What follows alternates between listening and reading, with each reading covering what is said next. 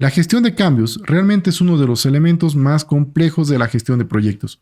Y muchas veces, cuando nosotros estudiamos para la certificación PMP, por ejemplo, no sabemos cómo podemos gestionar esos cambios dentro de un proyecto. En este video vamos a analizar el proceso de gestión de cambios y vamos a conocer cómo podemos o cómo es el proceso que podemos ocupar para gestionar los cambios de un proyecto a través de un ejemplo que vamos a analizar. Mi nombre es Marco Calle y en este canal me dedico a hablar acerca de temas de gestión de proyectos, en especial los temas relacionados al examen de certificación, sea PM y PMP.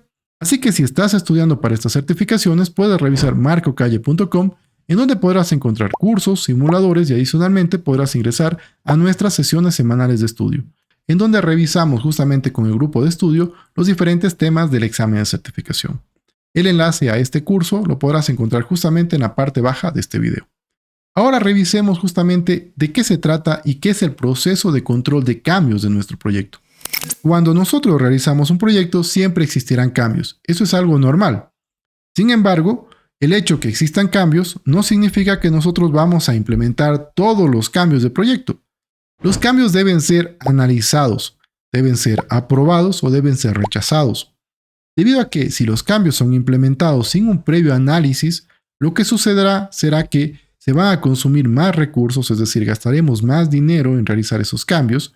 Adicionalmente, vamos a necesitar más tiempo para realizar esas actividades y esto nos va a provocar que nuestro proyecto muy posiblemente se desvíe de sus objetivos principales y adicionalmente consumirá más recursos y necesitaremos más tiempo. Es por eso que existe el proceso de realizar el control de cambios. Pero, ¿cómo podemos realizar el proceso de control de cambios? Cuando nosotros pensamos en el control de cambios, pensaremos siempre en que debemos analizar justamente a los cambios. Un ejemplo que me gustó mucho, que se establece justamente en este libro, que es Project Management Toolkits, es el que vamos a ver a continuación.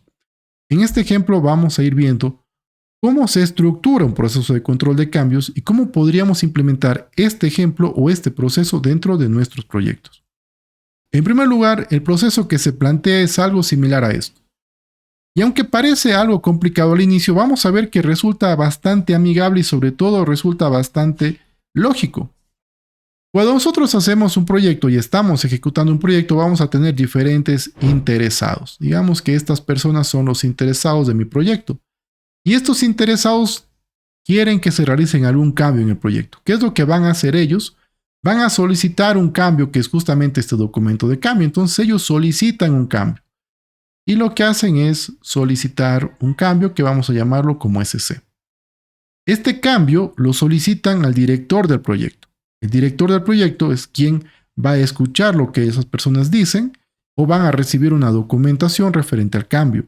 Este cambio que cada uno de los interesados solicite está dentro de este documento. Entonces, este documento es realizado por los interesados. Estos son los interesados que buscan un cambio.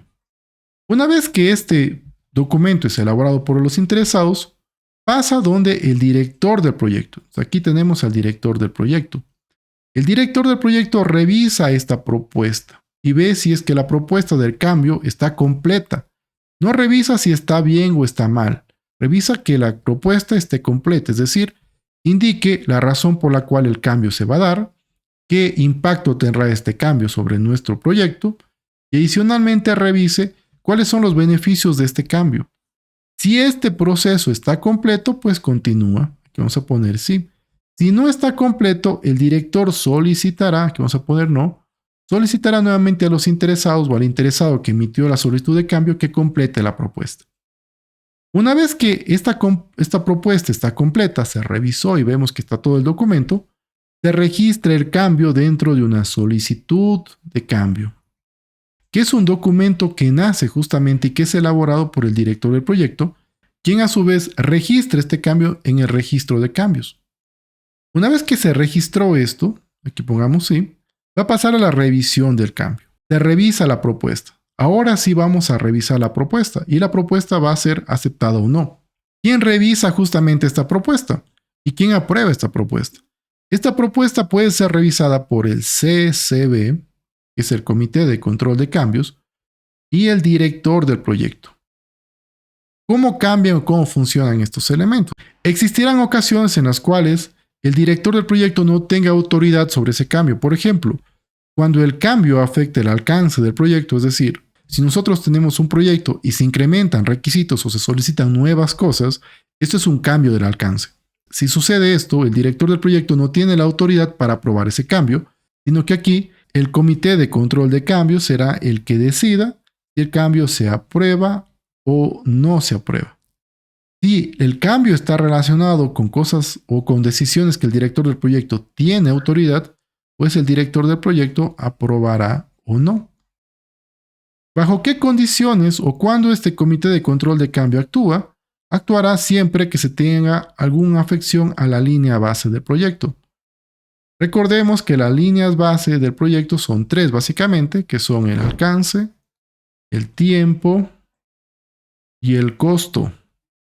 Si existe un cambio referente al alcance, es decir, un nuevo requisito, pues el comité de control de cambios deberá tomar la decisión. Si alguna de las actividades necesita aumentar el tiempo o se necesita aumentar el tiempo del proyecto, el comité del control del cambio tendrá que decidir si se aumenta o no. Y si el costo de una de las actividades cambia y es mayor o el presupuesto cambia, el comité de control de cambio será quien decida si se puede hacer o no. El resto de decisiones son tomadas normalmente por el director del proyecto. Una vez que se hace esto, la solicitud entra a una etapa de decisión, en donde se aprueba o no. Si esta solicitud no se aprueba, se deberá revisar por qué razón no se aprobó y se deben ver si se realizan modificaciones o no. Si luego de realizar las modificaciones necesarias a la solicitud de cambio, esta se aprueba, pues esto se documentará y adicionalmente se implementará el cambio. Esto significa que el cambio será realizado finalmente. Si no se aprueba, simplemente se rechaza y listo. Si la solicitud de cambio es aprobada, aquí pongamos sí, pues esto se documenta y es implementado inmediatamente. De esta manera vemos cómo puede funcionar el control de cambios.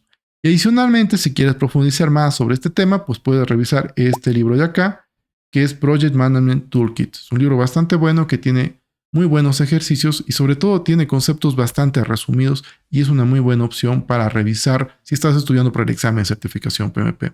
Con esto nosotros podemos considerar cómo puede realizarse un control de cambios. Recordemos que el comité de control de cambios toma las decisiones que superan la autoridad del director del proyecto, especialmente relacionadas con el alcance, tiempo y costo. Recuerda que si quieres conocer más acerca del examen de certificación PMP, puedes revisar justamente el video que encontrarás en la parte de acá. Saludos y nos vemos en la próxima sesión.